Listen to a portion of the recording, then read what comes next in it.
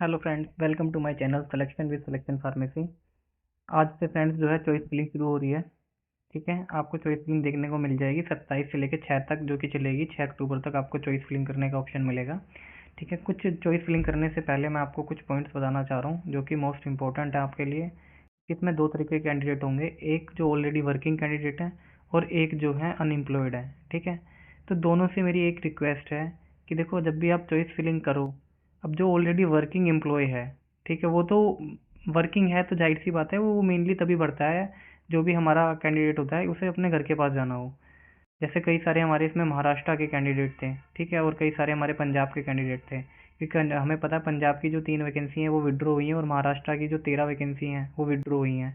तो कई सारे ऐसे ऐसे कैसे ऐसे कैंडिडेट होंगे जो महाराष्ट्र से बिलोंग करते होंगे और उनकी जो वैकेंसी है वो विड्रॉ हो चुकी है। तो प्लीज़ उनसे रिक्वेस्ट है कि जो ऑलरेडी वर्किंग थे उन्होंने भरा महाराष्ट्र की ईएसआईसी के लिए था, लेकिन वो विड्रॉ हो गई हैं, तो कृपया करके आप वर्किंग है तो चॉइस फिल ना करें, उससे किसी की जो और कैंडिडेट है उसकी सीट चली जाएगी। जब आपको जाना ही नहीं है तो आप दूसरे की सीट क्यों खराब कर रहे हो। ठीक है, और अगर कोई, मैं कह रहा हूँ कि कैंडिडेट ऐसा है जो वर्किंग नहीं है, लेकिन कई सारी इसमें वैकेंसी ऐसी हैं जो साउथ की हैं, जो नॉर्थ ईस्ट की हैं, ठीक है, और वहाँ पे जाना आपको पॉसिबल नहीं है, कि आपको पता है कि अगर मेरे को मिल भी जाती है, सीट अलॉट होती है, तो भी मैं वहाँ नहीं जाऊँगा। तो एटलीस्ट ये है कि आप उस चॉइस को फिल ना करें। उससे होगा क्या, एटलीस्ट जो उस स्टेट का बंदा है ना, जिसकी रैंक एक बार को दूर भी है, तो वो उसको मिलने में ईजी रहेगा, उसको आसानी से वो अपना इंस्टीट्यूट जो है जो उसके नियरेस्ट है वो मिल जाएगा। ठीक है, और एक बात ये, अगर आप देखो, अगर आपने ये सोच रखा है आपके पास जॉब नहीं है, आपको गवर्नमेंट जॉब चाहिए, और आपने सोचा है मैं किसी भी स्टेट में ज्वाइन ज्वाइन कर लूँगा, मैं तो कहीं भी कर लूँगा, बस मुझे जॉब चाहिए, तो देखो फिर आपसे रिक्वेस्ट ये है कि आप जो भी चॉइस भरो, मैं अपना पर्सनल एक्सपीरियंस बता रहा हूँ, क्योंकि जब एक बार बंदा गवर्नमेंट जॉब में लग जाता है ना, पहले तो हमारी मेंटेलिटी ये होती है कि गवर्नमेंट जॉब मिल जाए कैसे भी करके है, बाद में फिर हर कोई ये सोचता है कि मुझे घर के पास मिल जाए। तो इसलिए मैं आपको अपने पर्सनल एक्सपीरियंस से बता रहा हूँ कि आप चॉइस वही भरना जो आपके सबसे नियरेस्ट हो।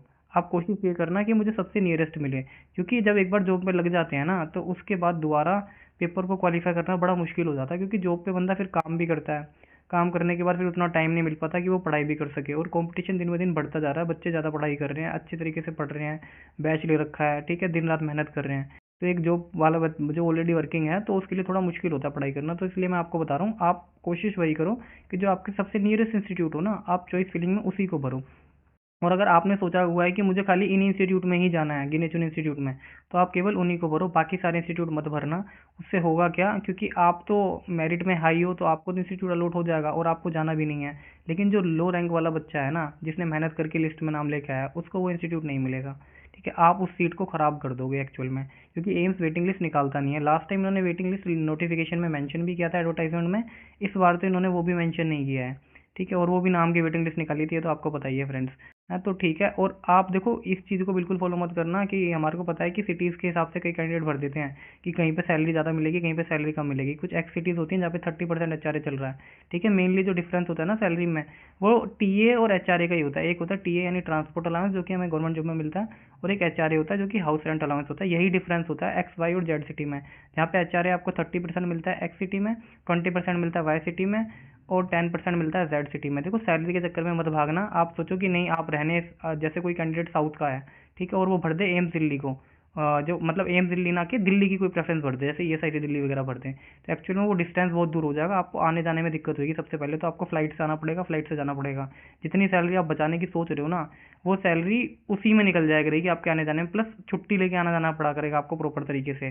ठीक है, और उसमें फिर आपको बाद में जाके ये फील होगा कि यार मैंने गलत भर दिया है, मैं क्यों ना अपने आसपास की स्टेट का कोई भरूं। हाँ ठीक है, फिर वो बाद में हमें रियलाइज होता है। तो मैं अपना पर्सनल एक्सपीरियंस से बता रहा हूँ, कई सारे कैंडिडेट ऐसे होते हैं जो भर देते हैं दूर की, कि यार वो सिटी अच्छी है वहाँ कर लेते हैं। आप सिटी को मत देखो कि वो अच्छी है, आप ये देखो कि आपको आने जाने में कन्वेंस कहाँ से आसान रहेगा, कौन सी स्टेट आपके सबसे नियरेस्ट रहेगी, कहाँ पे आपको कम आने जाने में टाइम लगेगा घर से।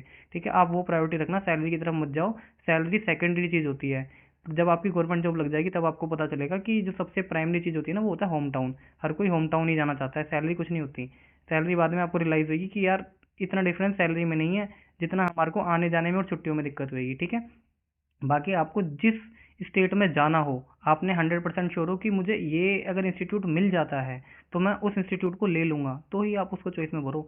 बाकी और अदर इंस्टीट्यूट मत भरो, जिससे क्या है कि जो अदर कैंडिडेट हैं जो लिस्ट में बड़ी मुश्किल से आए हैं पेपर क्वालिफाई करके, उनका सिलेक्शन हो जाएगा, क्योंकि आप तो देखो ऑलरेडी गवर्नमेंट जॉब में हो और आपको जाना भी नहीं है, तो किसी की सीट क्यों ख़राब करनी।